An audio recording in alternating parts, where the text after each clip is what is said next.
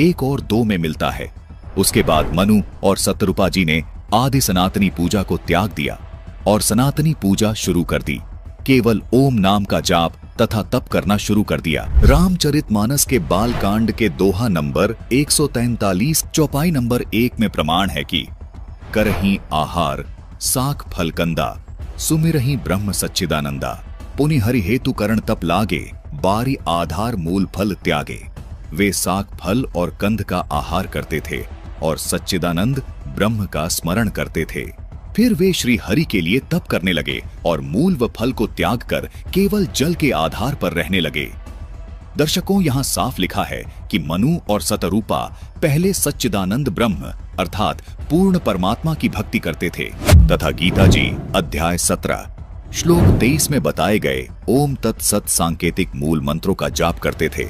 उसके बाद वे केवल फल आहार पर निर्भर होकर ओम नाम का जाप और तप करने लगे तथा फल खाना भी छोड़ दिया। उसके बाद वे केवल फल आहार पर निर्भर होकर ओम नाम का जाप और तप करने लगे। फिर उसके बाद उन्होंने फल खाना भी छोड़ दिया। आदि सनातनी पूजा को छोड़कर सनातनी पूजा करनी प्रारंभ कर दी। इसके बाद आने वाले ऋषियों ने ओम नाम का जाप करना भी बंद कर दिया और केवल तप करना शुरू कर दिया।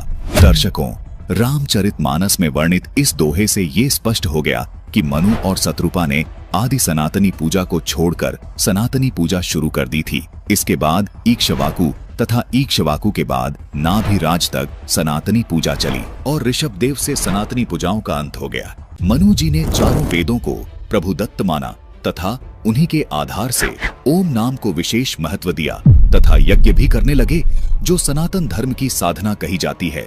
ये साधना तथा ज्ञान गीता अध्याय 4 श्लोक 1 और 2 के अनुसार सूर्य देव को मिला। सूर्य देव ने अपने पुत्र मनु को दिया और स्वयंभू मनु ने अपने पुत्र इक्ष्वाकु को बताया। इक्ष्वाकु के बाद ये ज्ञान कुछ राज ऋषियों को प्राप्त हुआ। राज ऋषि उनको कहा जाता था जो राज्य करते करते साधना करते थे। यह सनातन धर्म इक्ष्वाकु वंशी राज ऋषि नाभिराज तक प्रचलित रहा, उसके बाद नष्ट हो गया। जैन संस्कृति कोश के अनुसार तीर्थंकर ऋषभदेव अंतिम कुलकर नाभिराज के पुत्र थे। कुल की मर्यादा का पालन करने वाले को कुलकर कहा जाता था। इससे भी स्वतः सिद्ध हो जाता है कि ऋषभदेव ने अपने कुल की मर्यादा त्याग कर मनमाना आचरण किया, इसलिए ऋषभदेव को कुलकर नहीं कहा जाता। अपने कुल की मर्यादाओं के तहत साधना करने वाले आखिरी कुल वंश राजा नाभिराज थे, इसलिए उनको अंतिम कुलकर कहा जाता है, क्योंकि नाभिराज के बाद ऋषभदेव जी से मनमाना आचरण शुरू हो गया था। दर्शकों, जैसा कि वेदों में प्रमाण है कि परमात्मा अपने विधान अनुसार इस पृथ्वी लोक में आकर अपनी अच्छी आत्माओं को मिलते हैं और उन्हें सत भक्ति व सत मार्ग प्रदान करते हैं। अपने इस विधान अनुसार कबीर परमात्मा सतलोक से इस धरातल पर आकर ऋषभदेव जी को भी मिले थे। जैसे कबीर परमात्मा गरीबदास जी को मिले, गुरु नानक जी को मिले, दादू दयाल जी को मिले, मुलुकदास जी को मिले। कबीर परमात्मा ने ऋषभदेव जी को समझाया कि आप जो भक्ति साधना कर रहे हैं ये शास्त्रों में वर्णित नहीं है। आप शास्त्र विधि को त्याग कर मनमाना आचरण कर रहे हैं, जिससे आपको कोई लाभ नहीं मिलेगा। लेकिन ऋषभदेव जी ने कबीर परमात्मा की बातों को स्वीकार नहीं किया और अपनी मनमानी साधना पर ही दृढ़ रहे। सूक्ष्म वेद में भी इस बात का प्रमाण मिलता है। सूक्ष्म वेद के पृष्ठ 364 पर वाणी लिखी है कि गरीब ऋषभदेव के आया कभी नामे करतार, 9 योगेश्वर में रम्या जनक विदेही उद्धार। यानी जिस परमात्मा को वेदों में कवि कहा गया है, वही कबीर परमात्मा ऋषभदेव जी को मिले, 9 योगेश्वरों को मिले और जनक विदेही को भी मिले थे।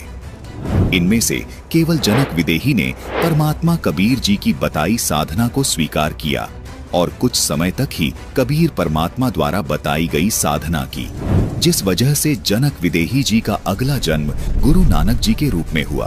फिर कबीर परमात्मा गुरु नानक जी को बेई नदी पर मिले और उनको तत्व ज्ञान समझाकर व मोक्ष मंत्र देकर उनका मोक्ष किया।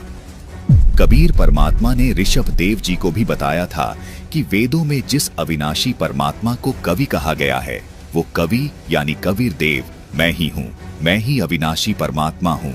तुम सब काल जाल में भ्रमित हो, इसीलिए मुझ परमात्मा को न पहचान कर व अपने शास्त्रों को ठीक से न समझकर मनमानी साधना कर रहे हो, जिससे मैं प्राप्त नहीं हो सकता। आप मुझसे सत ज्ञान प्राप्त करके इस काल लोक यानी जन्म मृत्यु के चक्र से छुटकारा पालो। लेकिन ऋषभ देव जी ने परमात्मा कबीर जी की बात नहीं मानी और शास्त्र विरुद्ध साधना पर ही दृढ़ रहे। सूक्ष्म वेद में लिखी ये वाणियां पूर्णतः सत्य हैं। जैसे तुलसीदास कृत रामचरितमानस जो रामचंद्र जी के जीवन काल के लाखों वर्ष बाद लिपिबद्ध हुई, उस त्रेता युग की घटना यानी रामायण को तुलसीदास जी ने अपनी दिव्य दृष्टि से वीडियो की तरह देखकर लिपिबद्ध कर दिया, जो आज पूरे हिंदू समाज को मान्य है। ऐसे ही कबीर परमात्मा गरीबदास जी छुड़ाने वाले को मिले और उन्हें ऐसी दिव्य दृष्टि प्रदान की जिससे गरीबदास जी को भूत भविष्य और वर्तमान की सारी घटित घटनाएं और भविष्य में घटने वाली घटनाओं का पता चला। गरीबदास जी को जो दिव्य दृष्टि कबीर परमात्मा जी से मिली थी, उस दिव्य दृष्टि की कोई सीमा नहीं थी, जिस कारण गरीबदास जी महाराज ने गीता, चारों वेद, कुरान, पुराण, बाइबल और अन्य